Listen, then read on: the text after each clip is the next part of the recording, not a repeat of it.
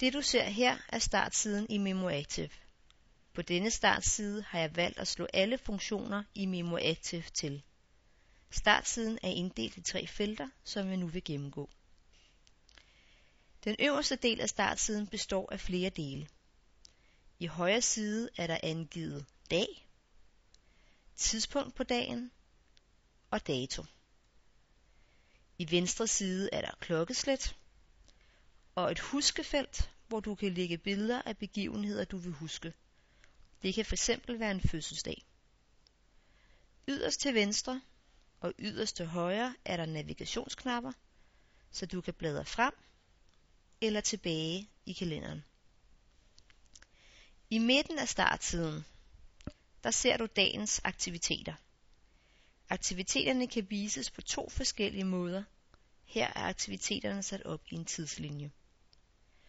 Afsluttede aktiviteter er markeret med et kryds. Den igangværende aktivitet er markeret med rød. Tiden er markeret med perler. De grå er for tiden, der er gået, og de røde er for tiden, der kommer.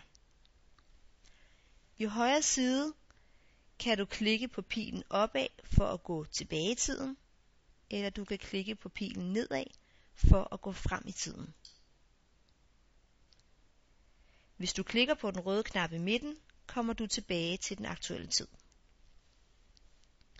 I den nederste del af startsiden, der kan du have 3 forskellige kalenderikoner og et aktivitetsikon.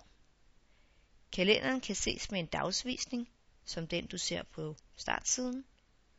Kalenderen kan ses med en ugevisning, og kalenderen kan ses med en månedsvisning. Uge- og månedsvisningen kan du vælge til eller fra. Derudover er der et aktivitetsikon. Det er her du klikker, hvis du skal lægge en ny aktivitet i kalenderen, eller redigere eller slette en eksisterende aktivitet.